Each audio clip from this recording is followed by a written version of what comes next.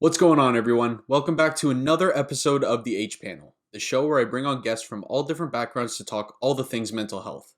I'm your host, Harry Potvin, and today I am joined by Jessie Niles. Jessie is a recently retired member of the Canadian national women's volleyball team. She is also the co-founder of the companies VolleyIQ and Ready in 5, where she uses her high-performance mindset and lessons to help empower people and help people achieve excellence in their everyday lives. Jessie was so fun to talk to, and I want to thank her again for coming on and having this discussion with me. As for today's motivation, I've been on a binge lately of early 2000s pop hits. I'm not sure why. It just came up on my music suggestion, and all of a sudden that's all I'm listening to now. So the only piece of advice I've got for you guys today is from a lovely group of girls called TLC, and it's don't go chasing waterfalls. Please, stick to the rivers and lakes that you're used to. Great words of advice. Honestly, I'm not even quite sure what it means, but it sure sounds inspiring. Before we get started here, guys, please like, comment, share, subscribe, give 5 stars, share with someone who might need to hear this episode, a recently retired athlete, an injured athlete. All these kind of points are covered in this episode. It's a great one, and I can't wait for you guys to listen. I'll talk to you all soon. Peace. I'm Harry Potvin, and this is the H Panel.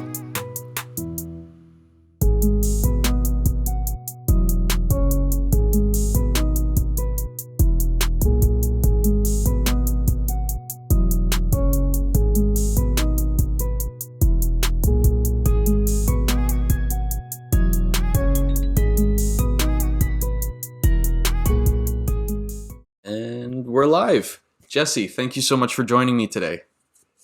Thank you so much for having me. So what got you into volleyball? What kind of pushed you into that sport? I kind of stumbled upon it by chance. So I started in junior high school when all of my friends were trying out for the volleyball team, and so I thought I would give it a try. It turns out that I was somewhat good at it at that point, but also I really enjoyed it. So that has been a theme that's got me into it, but kept me playing as well, just because I really love to play. Mm-hmm. You're a libero, right? Did I say that right? Yes, yeah, you said it right. I'm a libero, so the captain of the backcourt. It's a lot of pressure. Yeah, it's. I think every position probably comes with its challenges, and luckily throughout my career, I've had a chance to play each position in one capacity or another. So I do have a bit of a bird's eye view, but at the international level, I was best suited for being a libero. Yeah, so on that, you went to uh the University of Alberta, right? Yes, yeah, up in Edmonton. And then you played pro as well for Team Canada? Yes, so I played on the national team for Team Canada, and then 4 years professionally overseas in France and in Austria. Awesome. Yeah, that's insane. So did the stress level or did your mental preparation change depending on the level, like university, pro, like international? Was there any changes to how you approached a match? I definitely think through the as my career went on, I did adjust my approach with each new experience and the demands of each level, um, and and looking back as well, my relationship with each level, my relationship with the game, it changed. So just starting out in high school, it was kind of a trial and error approach to the approach to the game. But really, when I got into higher levels of club volleyball in high school and then into university, is when I started to establish a routine and a more standardized approach to my game. And then similar, just kept refining that approach through national team and then professional as well. But one thing that one of my coaches said back in university that's always really stuck with me is that you play like you practice. And so one fundamental change that I made is coming to practice each day as if I was playing a match, and bringing that mindset, and not necessarily bringing the pressure, but recognizing that how I was playing in practice uh, is how I was going to play in the match. So every time I stepped in the gym was an opportunity uh, to win, really. Yeah, no, they told us that for swimming too because we would go to practice and we would be so tired or so lazy that we'd try to find the easiest way out. Like when you push off the wall, you have to do like 6 dolphin kicks, but some of us would just push up and get right to the surface to get our breath in. And our coach said the same thing. Like whatever you do here, you're gonna do in a match, so you might as well train smart. Absolutely. Yeah, no, it's exactly the same theme. It sounds like it's important. Those little 1% habits really add up in the long term. So definitely, that was a cornerstone of my preparation, was just what I'm doing every single day. Yeah, 100%. So, are there any specific like pre-match routines that got you in the zone before a game? Yeah. So as I finished out my career, I in my final couple years, I really started to adopt a practice of mindfulness before every match, and actually even every day in training too.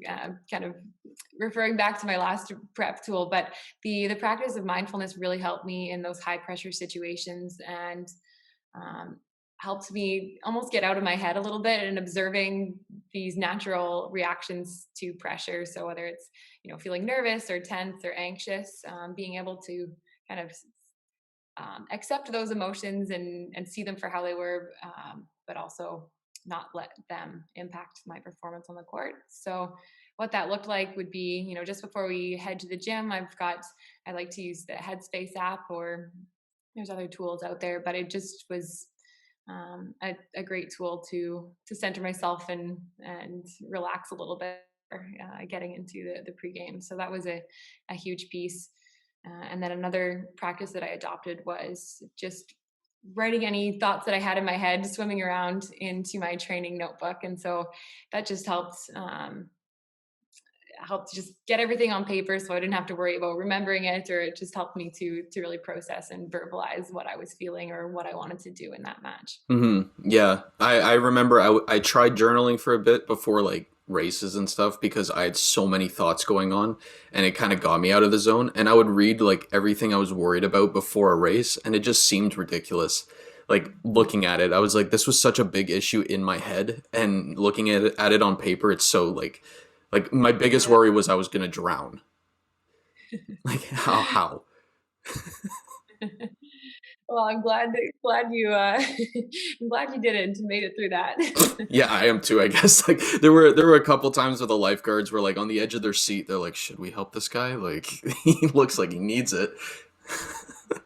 Oh man. So, um, what's my next question? Yeah, so volleyball, like it's a team sport, of course, but on an individual level, how are you able to handle like a let's say a bad match, or let's say there was a bad play in that match? How are you able to handle that in the moment? Yeah, that's a good question. I mean, what you said, that volleyball is very much a team sport, is true, but within the team, there's very distinct and defined different roles. Everybody has different roles and responsibilities. So it's important that not only you understand the system as a whole, but your own role and how important it is. And in times where maybe you feel like you are not pulling your weight or performing to the level that your team needs. Um, I mean, it's discouraging on an individual level, but also for the team. So to handle those, it always, I mean, every athlete goes through it, but in those situations for me, I really focused on kind of a solution or a problem solving mindset. So I'm a very data driven girl. I'm about to start my master's degree in management analytics, so that that poured into my sport as well. But taking a look at what happened in the past, that information, what was going wrong, and then processing it and problem solving what I needed to do to improve. And so whether that was me on an individual level or something that I needed from a teammate or a coach to help me, I quickly went away from the emotion and the intensity of the maybe the mess up, and moved to how I could fix it or improve on the next time. And you were able to do that during a match? Yeah, it's nice in volleyball because there's a lot of stops in play. Each point There's a serve and a rally, and then the end of the play, and then you have 10, 15 seconds with your team. You get really good at communicating efficiently, but then there's timeouts, time breaks between sets within a match. So there is, matches can be up to 2.5 hours. So you definitely need to get good at problem solving and adapting your approach, whether it's tactically or technically, as you go. So uh, it I definitely became a quick problem solver, which has been helpful in all areas of my life as well. I was just going to say, yeah, that definitely is a great translation into normal life. Well, not normal life, but you get what I mean. Yeah, both sports, yeah, for sure. So you recently, if I'm getting this right, you recently retired from pro volleyball? I did, yes. I officially retired at the end of the summer in 2020, which I cannot believe is half a year ago now. I know. Time. You say like summer 2020 and I think like, oh, like 3 months ago. Yeah. Half a year, my goodness. Well, first of all, congratulations on retirement. Thank you. What is Yeah. what is one thing or some things? What are some things that you wish people told you when you retired from sport? Because I've got a couple. Yeah, that's a really good question. Looking back on my career as an athlete and reflecting on the memories or the things that stick out to me the most, and things that I'll remember for the rest of my life, is definitely those relationships that I made with my teammates, coaches, people around the team, and to really cherish those in the moment, and because those are the things that you're going to look back on and remember. And of course, for any competitive high performance athlete, like winning and being successful is incredibly important, and is what drives us to the training and the crazy sacrifices that we make. But um, just just remembering that's kind of one piece of the overall puzzle. And so I would say just hold on and foster those relationships, because they are really special. And um, so that would be one big thing. Yeah, that's a great one because I and like the thing is, it goes by so fast. No matter how long you're in sport, you're just there's such a tunnel vision aspect to it that when you're done, you're like, wait, that's it. Yeah, yeah, it is crazy. It just flies. You're like, you don't have, I don't have another meet. They're like, nope, you're done. I'm not done. I'm not mentally ready to let go. Yeah. Yeah, no, it's true. And actually, now that you're saying that, it just also made me think as well. I used to think that it was everything that I learned as an athlete that was going to help me post sport, which is true. But actually, now that I've been out for a couple months, I'm realizing that actually it's who I am, and as a person, that is made me a good athlete. And so just because I am not an athlete anymore, I can still, like, that mindset and everything can be applied beyond sport. So it's it wasn't sport that came before me. It was me that came before sport, really. And it was me that made me a good athlete, if that makes any sense. It's just recognizing that an athlete is only kind of one piece of your overall puzzle. No, that's a great point because a lot of athletes kind of lose themselves in that title. Yeah, yeah, and I mean, I did as well for a while, for sure. And luckily, I've had interests outside of sport as well, or that have been related to. But it's helped me, um, to focus on my interests and myself, kind of in all areas of my life, and not just sport. That's helped me transition from being a pro athlete into now my post sports career. Yeah, it's important to find things that like what my coaches and my family have told me is like once you're done, try to apply that passion you had and like that drive to something else, and you're never going to feel that, big competition adrenaline rush ever again, maybe, but find something that's like a little equivalent. Absolutely, yeah, and a big thing that I recognize is knowing why I'm doing something. For example, when I was playing volleyball, my why, I loved being there with my teammates. I loved representing my country. That was my why. I did it for my team and I did it for my country. I made a lot of sacrifices. I was moving every 6 months. I missed a bunch of big family events. But because I knew my why and that was so strong for me, the sacrifice was worth it. Um, and that has become equally important now, in developing and going into my career and everything I'm doing right now, being really clear with my why and choosing things that are important to me makes working hard towards them worth it. So uh, yeah, I would say just whatever you're doing, make sure you're clear with your why. Yeah, the why is really important. And that goes back to like your mindfulness point. Because I like worrying about what might happen, or like worrying about, oh, I was this and now I'm nothing.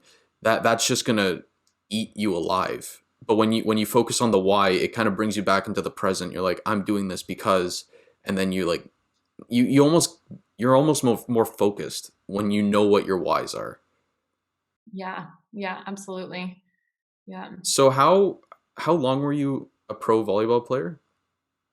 So I played professionally for 4 years after graduating from university. So from 2016 to 2020. Before that, I was also playing on the national team and going to university as well. So I was on the national team for 7 years. Wow. Um, And were you just indoor? yeah, just an indoor player. What's Uh, the I don't know anything about volleyball. Is there like a difference in training between beach and indoor? It would definitely be quite a different training regimen. Of course, beach, you're on sand, so it's your cardio has to be a lot better because, well, it's just a different game. You only have two players. You're running around and trying to jump in sand, whereas indoor, you've got six players on the court, and you're on hardwood, and there's a lot more systems and tactics, just with the nature of the complexity. So. Mad respect to beach volleyball players, but I don't know. I'll play beach for fun, but haven't got into it too much. Yeah. Yeah, no, I my cardio's all gone from swimming. I feel like a match of beach volley or a match of volleyball in general, I'd be out. Like I played volleyball. Play is I'm using that term very loosely. I I did intramurals with the swim team in my second year, and we only won one game, and the only reason we won that game is because the other team didn't show up. So we just got the W. Yeah. Um. So I was really good, as you can tell from that story. I definitely should have been a pro volleyball player. I'm definitely the shape. I'm 5'9". I'm I'm wider than I am tall. No. But so did did the pandemic have anything to do with your retirement? You know what? It didn't actually. It was a very anticlimactic retirement. I Back in January of 2020, so I guess a year ago now, we had our Olympic qualifier for what was supposed to be the Summer Olympics, and unfortunately, the team we didn't qualify. And coming out of that, well, actually going into that tournament, I had a pretty bad back injury and was barely able to play and fly down to that tournament. So after the qualifier, I took. I ended up actually leaving my pro team to rehab my back and get prepared for the summer. We had qualified for the first time in Canadian history for a big international tournament called Volley Nations League. And you get to travel around the world twice in 35 days and play in 6 different countries. So it's a really demanding, but such an incredible tournament. So we were really proud to have qualified for that. But of course, that was canceled, and that tournament was, or this past summer was going to be I had decided my final summer with the national team. I had found out that I had got into my master's program at Queen's University, and so I was ready to focus on life post sport, but unfortunately with everything canceled, um, that last qualifier a year ago now was my last time playing volleyball in the end of my pro career. So um, yeah, I guess it just got cut short. So I spent all summer training from home and being prepared in case we got called back, but unfortunately that never happened. So that was that. How how long were you dealing with a back injury? So I was back in October of 2019 now, I guess. So I was playing pro, was the only libero on the team. They didn't have any backup for my position. So I was for about 3 months, I was just trying to make it through. I was in a lot of pain.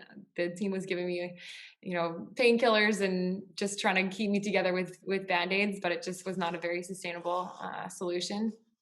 So luckily, I'm now in a place where everything's good. I'm certainly not training like I was playing professionally, so living pain-free now, which is great. That's awesome. That's really good to hear. So how were you able to like keep your headspace in the training mode or in the competition mode, knowing that your back was like that? Because I know it's injuries are so frustrating, and as athletes, you try to push through. You're like, I'm tougher than my injury. Um, so how are you able to just get that out of your head? Yeah, it was such a crazy experience. When I really noticed it, we had our training camp for 2 weeks before we went down to the Olympic qualifier, and I had just traveled for like 36 hours. I was going from France down to Georgia, and I was just all over the map trying to get down there. And um, jump off the plane, I knew my back was just holding together by threads. But first day, jump in the drill to warm up, and my coach is talking to me, and my back was just like, no, you've been on the plane too long. And I played volleyball for 30 seconds before my back just seized up. So I mean, I was really concerned because I wanted to be down there helping the team qualify for the Olympics, and like my brain was ready but my body was not. And so that was like, oh man, this, like, what the heck can I do? I can't just like will myself to be healed. But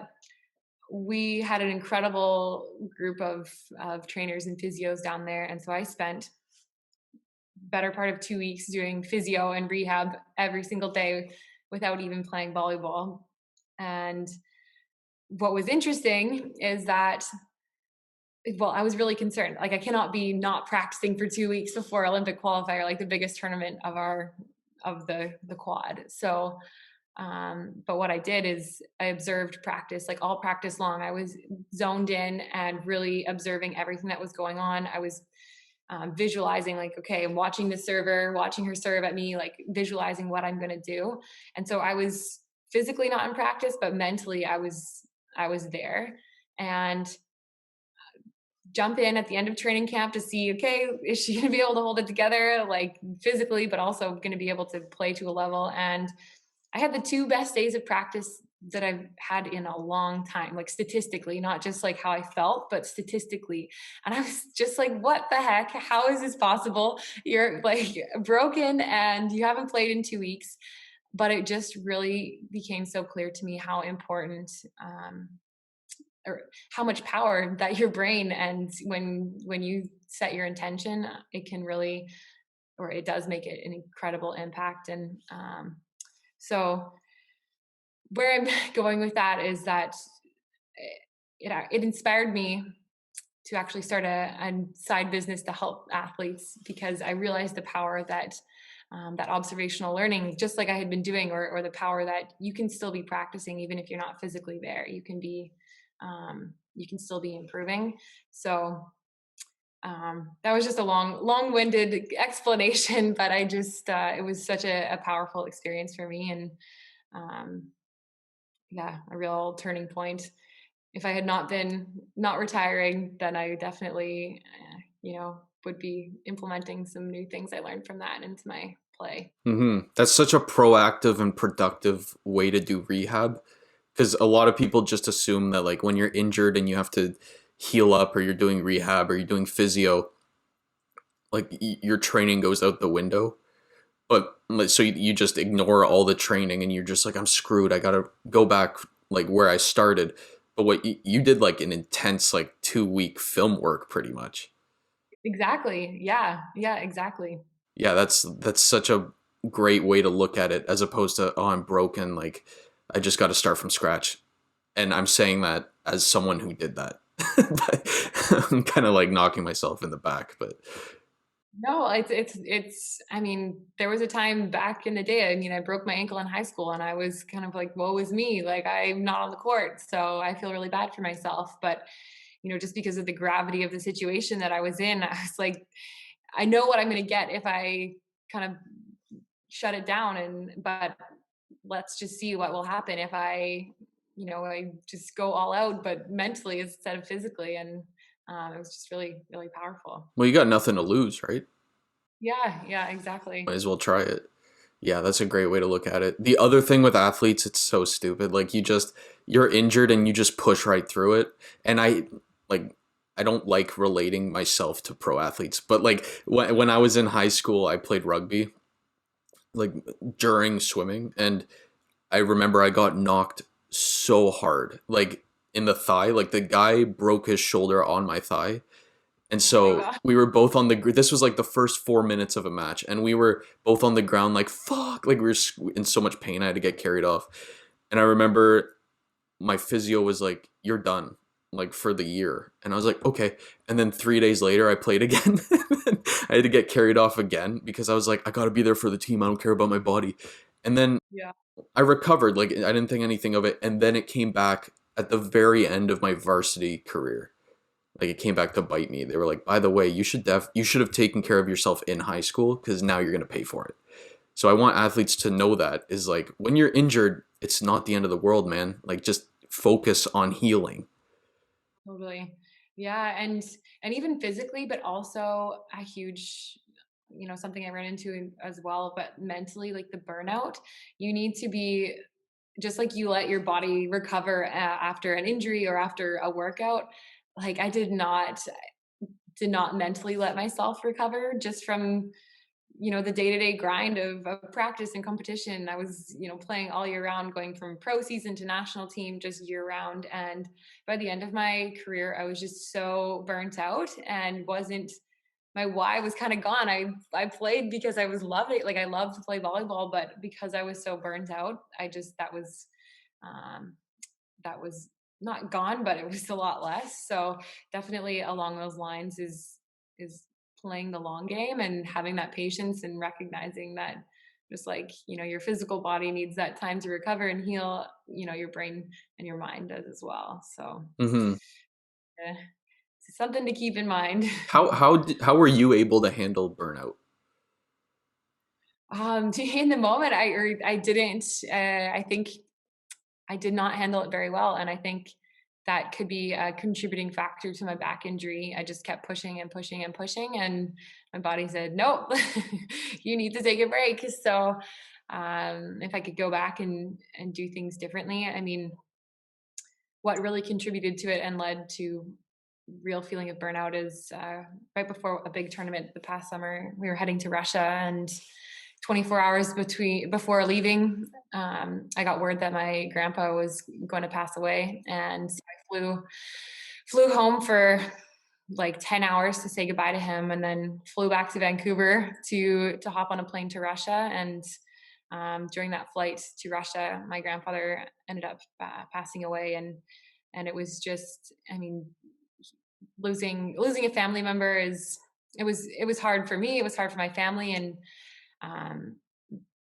but I think, as you said, like athletes, we have this mindset, let's just push through. And the team is the most important thing, which your team is important, but also for a long time I think I wasn't giving myself the space to process these real world things and grieve. And so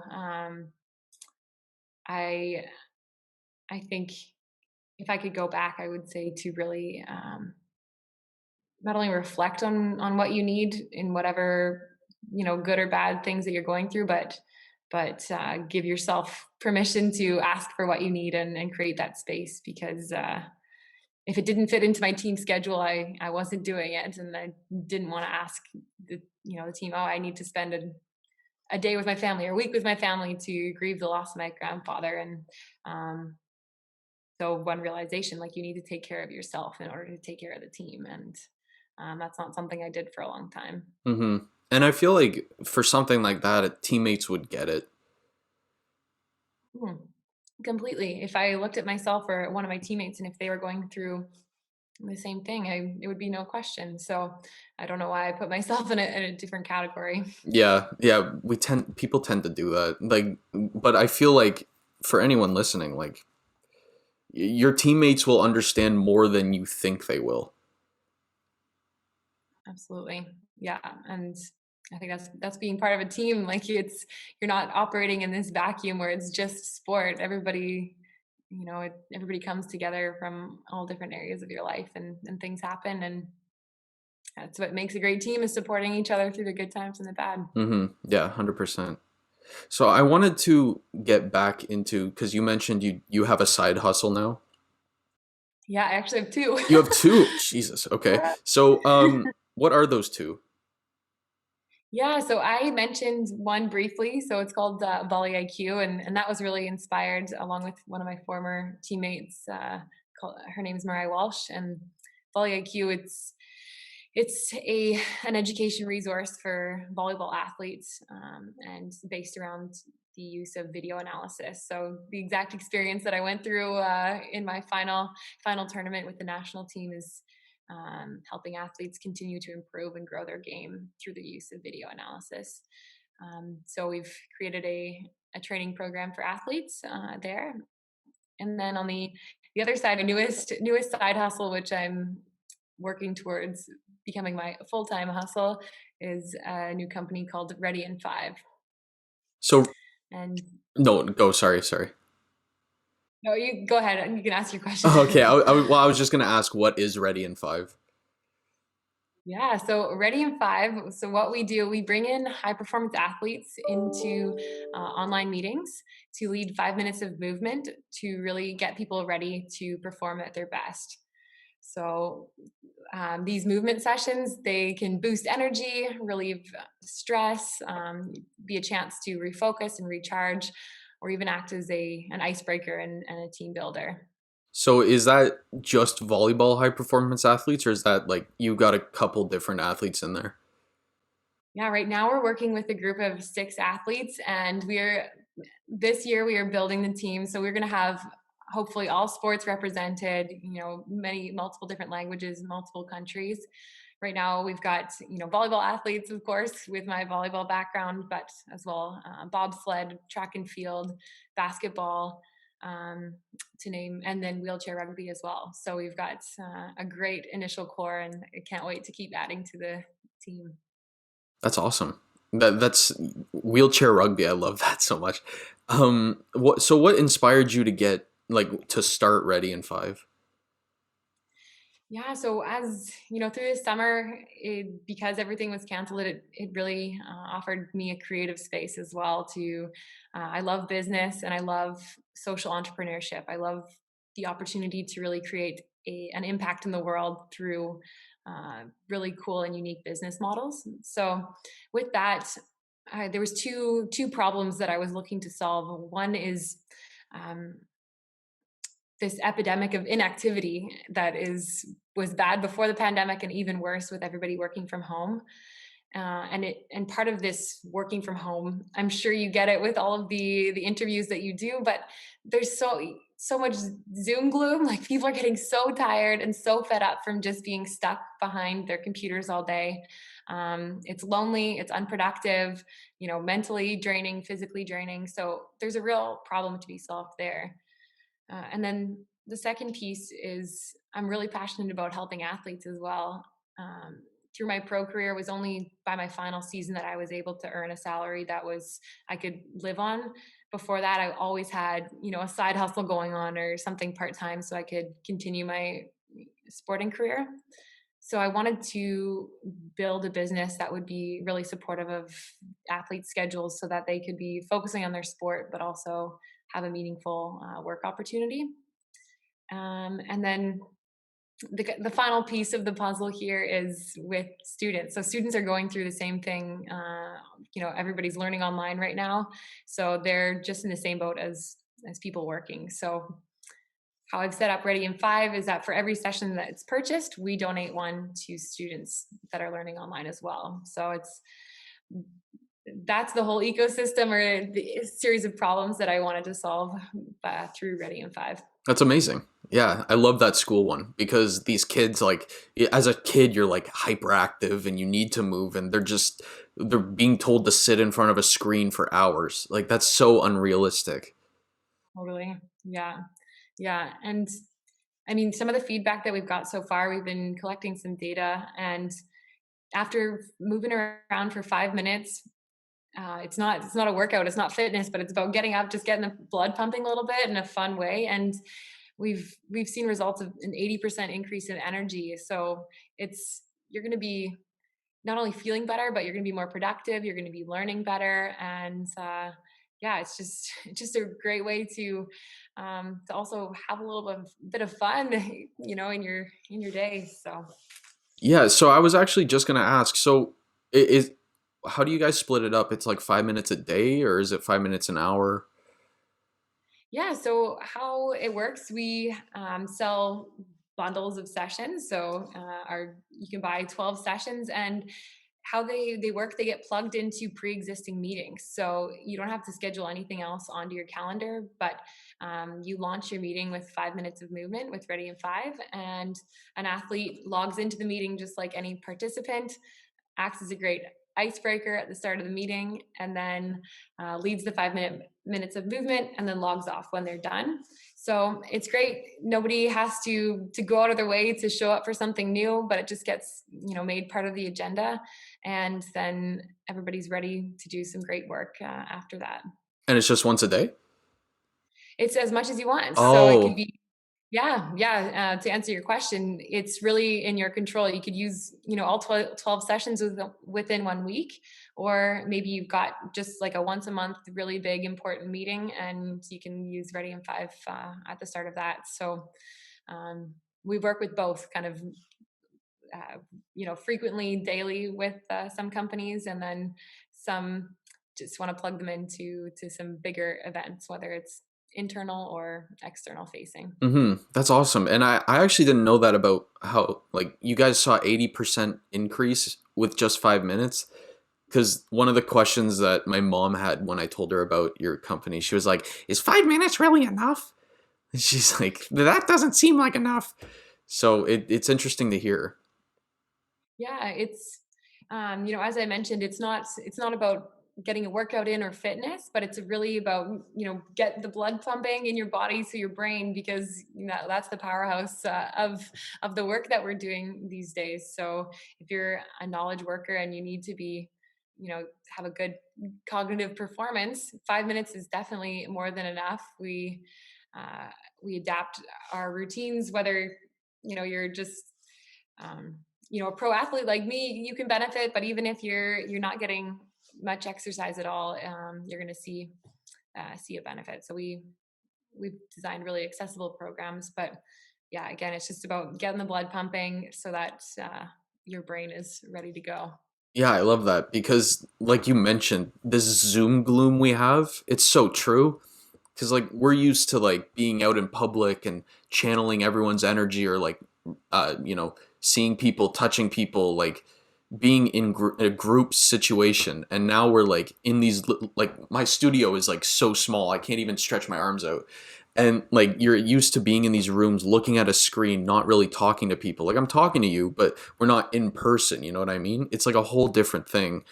And you add that to the fact that people were lazy before because of technology, and now that's just skyrocketed because, well, here it's cold, but, like, even in, like, the summer and stuff, we were told to stay indoors, and, like, people just aren't moving. Yeah, yeah. And it's funny because, because people were moving maybe around the office, you're walking down the hallway or up the stairs to a meeting, it might have been doing the same thing that Ready in 5 is doing. But now that that's gone, all you have to do is, click a couple buttons on your keyboard. Um, it's not there anymore. So definitely, we're that break between meetings, and that walk down the hallway to get you ready to go. And it's a fun icebreaker too. I'm sure we've all been in meetings where everyone logs in, 5 minutes early, and everyone's muted and just staring at each other's faces, and it's kind of awkward. So it's a nice way to level the playing field and just get everybody, chatting, and build some of that culture and get to know each other. Yeah, that's really nice. Cause like when you go into classes now, like your video's off, your mic is off, and it's just a teacher reading to you. Like the whole fun part of class or like learning is gone. Yeah. Yeah. And like Yeah, exactly. yeah. And like just what you said, like I remember I would be in the library studying for exams and stuff. Like last year was my last year of uni. But I remember like every hour it would be like, you want to go get coffee, do you want to go like go get food or whatever, and you had like, or you could just get up and go to each table and bother different people, like that was your routine and you were able to walk. And now school is just on your desk, and then when it's done, I don't know, I'll play video games, I guess. Like it's just there's no movement. Yeah, yeah, and really the same things that I learned through my volleyball career, and that concept of burnout. You might be able for 3 months be able to power through and just sit down for 8 hours a day and feel like you're being really productive. But if you're looking in the long run, that's not going to, like, as much as we try and will ourselves, it's just not going to work. And so the more that we can, hold each other accountable, that's a big piece too with Ready in 5, is that you've got somebody live on the other side who's got a cool story. These athletes are coming from everywhere, and they're live, they're moving with you. And so it's that social piece that breaks up, maybe those long days in front of the computer. So um, it's it's definitely going to help now that we're we're almost in a year of this pandemic. It's going to help to keep everybody power through, and um, not only kind of get through it, but perform through it and achieve, a high level of performance. Yeah, that accountability is important too. I know I Hmm. struggled with that as an athlete. I was like, I need someone to tell me what to do and like scream in my face to get any results. Yeah, I love training and being in a team environment. Totally. I hear you on that one. I'm I'm lucky here in Slovakia where I'm living right now. I have one friend who's my next door neighbor, and we hold each other accountable and do a workout every morning with each other. So the accountability piece is huge. Yeah, that's a great idea. So where can people find Ready in 5? Yeah, so we have our website. You can check out getreadyin5.com. And we're also on all social media. It's Get Ready in 5. And yeah, we're actually just launching with the Sport for Life conference this week, which is a virtual conference. So you can find the athletes leading movement breaks throughout the week-long conference there. Oh, it's so fun. Yeah, really excited. It's going to be a great way to get the word out. Awesome. On the topic of like Ready in 5, like staying, active during this time where we're all basically in hibernation mode for a year. Um, how how have you been able to stay both mentally and physically active during this quarantine? Yeah, well, I will tell you that I have like been through the roller coaster. I think it would have been um I knew it was coming kind of post career too. You no longer have a trainer that says, "Okay, here's your list of everything you need to do," and you don't have to think about it.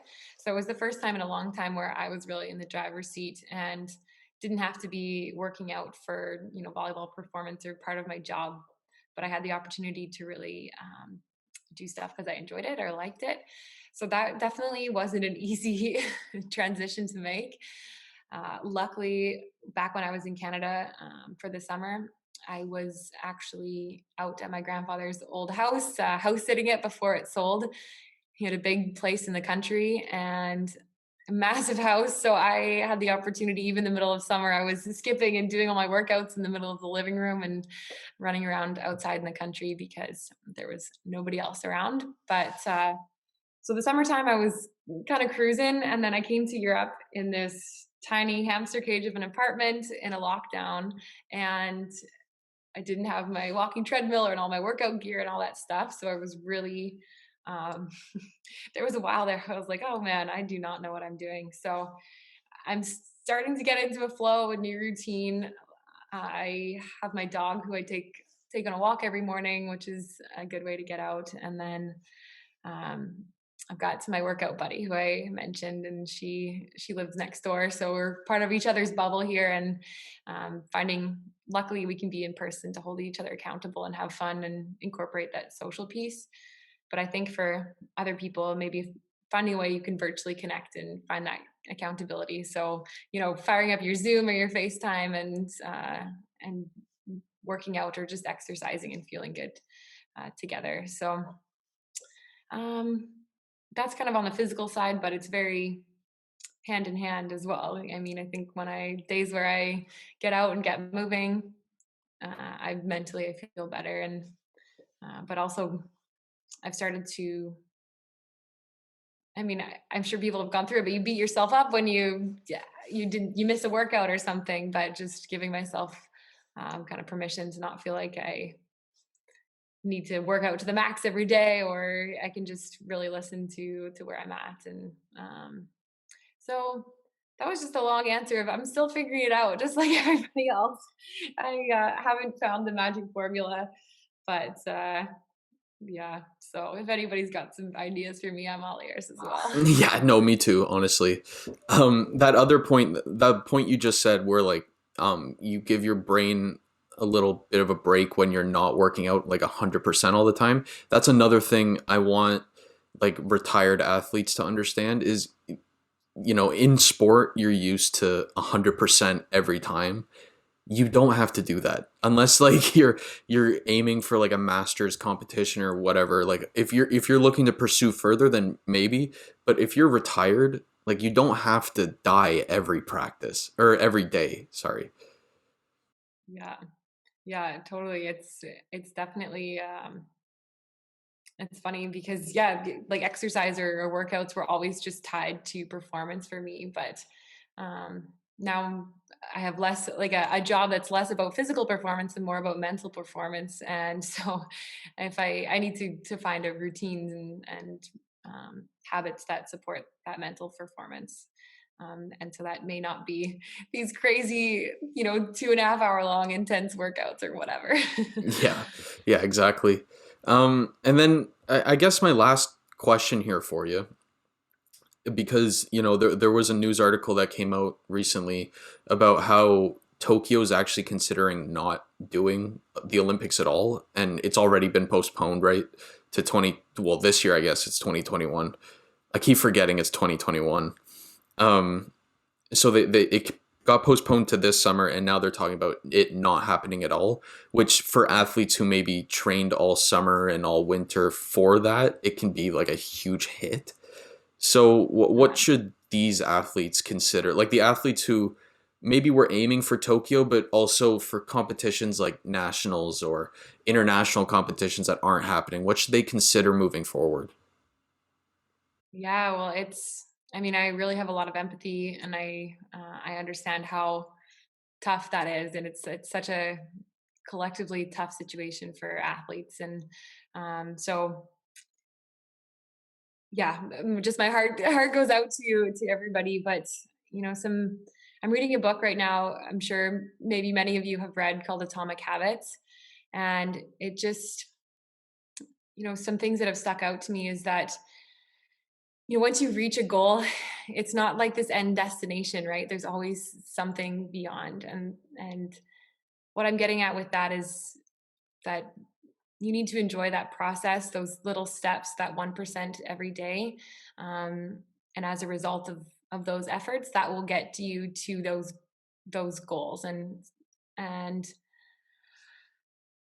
with Tokyo potentially being postponed, I think recognizing and accepting like that is just heartbreaking.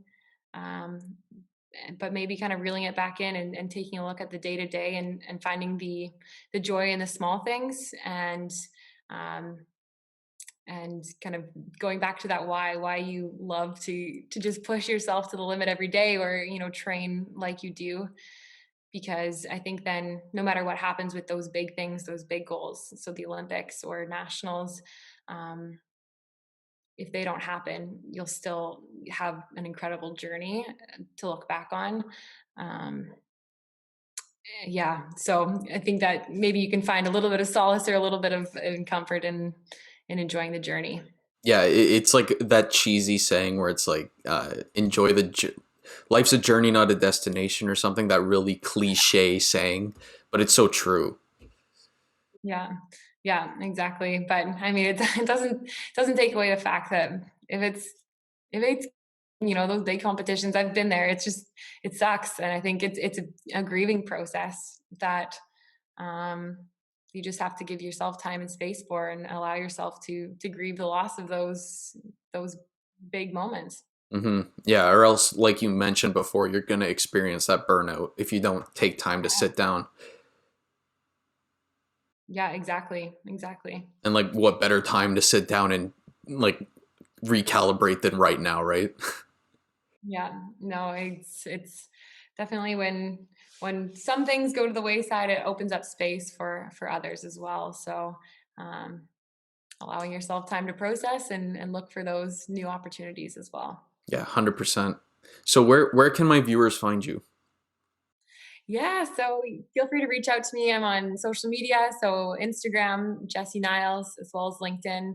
I love connecting with people on LinkedIn as well. So um, I love to chat, sit down for virtual coffees. If you want to check out a Ready in 5 session, we can run you through one. But definitely feel free to reach out at any time. Virtual coffee. That sounds fun. Bring your own coffee. No, I thought you were gonna supply. Just a Starbucks e-card. That'd be great. Yeah, no, please. No, I'm kidding. Awesome. And with that, we're done the interview. Jessie, thank you again so much for coming on. I appreciate it. Oh, it was such a pleasure, and thank you for reaching out. Yeah, of course. And to all my viewers, I will see you guys next time. Hey guys, thanks for watching another episode of my show. If you want more episodes of the H Panel, the button's going to be right here. If you want to subscribe for more videos from myself, it'll be right down below. Please like, comment, share, give 5 stars. Let's keep this conversation going, guys, all right? I'll see you next time. Thank you for your support.